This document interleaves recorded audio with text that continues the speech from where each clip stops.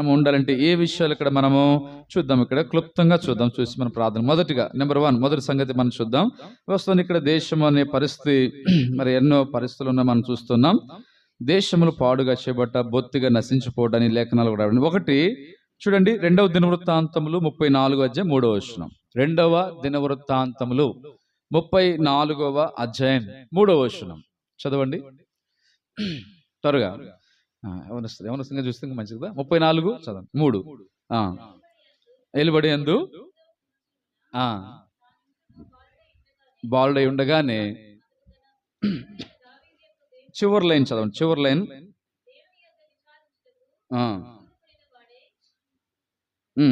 చివరిలో లైన్, చివరిలో మాటలో అక్కడ యెరూషలేమును దేశమును పవిత్రపరచ ఆరంభించారు. రైట్, అది మనకు కావాల్సిన చివరి మాట.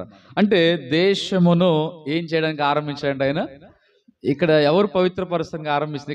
ఇక్కడ వాస్తవం చెప్పంటే ఇక్కడ అక్షరార్థం తీసుకుంటే ఇక్కడ ఎవరు మనకు కనబడుతున్నారు చెప్పండి. ఇక్కడ అక్షరం రాయబడినట్టు దాంట్లో యోషియా రాజు. రైట్, యోషియా రాజు అంటే మనిషి కదా, ఆయన దేవుడు కాదు. అంటే దేవుడు సమస్తాన్ని బాగు చేసేవాడు. మార్కు 7:27 మనం చూస్తాం కదా. అంటే దేవుడు సమస్తాన్ని బాగు చేశాడు, ఓకే. కానీ దేవుడే కాదంట, ఆయన ప్రజలు కూడా దేశాన్ని ఏం చేస్తారు? బాగు చేస్తారు. ఇక్కడ యోషియా దేవుడు పవిత్రపరిచాడంటే దేవుడు సమర్థుడు, ఆయన చేయగలిగిన వాడు కానీ ఓకే. కానీ యోషియా ఒక రాజు, ఆయన పవిత్ర చేయాలి. ఇంకొక విషయం ఏం చేస్తే విచిత్రం ఏంటంటే బైబిల్లో అతి చిన్న వయసులో 2 రాజులు అయ్యారు. మొట్టమొదటి రాజు పేరు చెప్పాలి, స్వరూప. యోవాష్ ఎన్ని సంవత్సరాలు రాజు అయ్యాడు?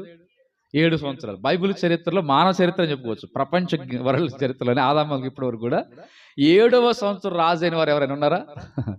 ఆ వ్యక్తి ఒక్క వ్యక్తి. ఎవరంట వ్యక్తి? యోవాష్. యోవాష్ తప్ప ఎవరు ఉన్నారమ్మా? సిస్టర్ ఎవరున్నారా?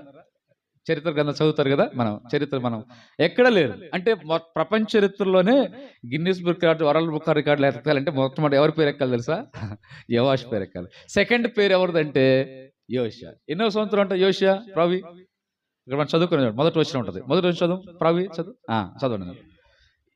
యోషియా 8 ఏండ్ల వాడై పరిపాలించాడు. ఎన్నో సంవత్సరంలో రాజు అయ్యాడంటే ఆయన 8వ సంవత్సరం. అంటే 8 సంవత్సరాల చిన్న వయసులోనే కదా, బ్లెస్సీ కంటే కూడా ఇంకా చిన్న వయసులోనే రాజు అయినాడంట. ఇప్పుడు రాజు అయ్యి ఈయన దేశమును పవిత్ర ఆరంభించాడు. అప్పుడు ఎప్పటికి ఏ టైంలో పవిత్ర ఆరంభించినాడు? అక్కడ మాట ఎన్ని సంవత్సరాలు వచ్చినాయి అక్కడ ఆయనకి? చూడండి అక్కడ ఎన్ని సంవత్సరాలు.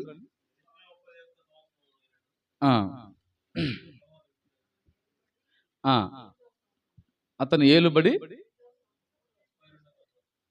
అప్పటికి ఎన్ని సంవత్సరాలు వస్తాయి ఆయనకి? ఇప్పుడు 3వ సంవత్సరానికి వచ్చారు. తన ఏలుబడింది 8వ సంవత్సరమున. అక్కడ రాయబడి తనకి బాల్డే ఉండగా తన పితడైన తన ఏలుబడి యందు 8వ సంవత్సరం. అంటే తన 8వ సంవత్సరం రాజు అయ్యాడు. పరిపాలన ఎన్నో సంవత్సరం?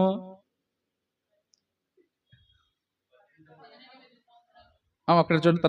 తర్వాత మనం చూస్తే 3వ సంవత్సరం. అక్కడ 8వ సంవత్సరం ఏలుబడి బాల్డే ఉండగానే అతడు దేవుని దృష్టి 12వ ఏట ఉన్నత స్థలములను దేవతా స్థలములు అంటే 12వ ఏట.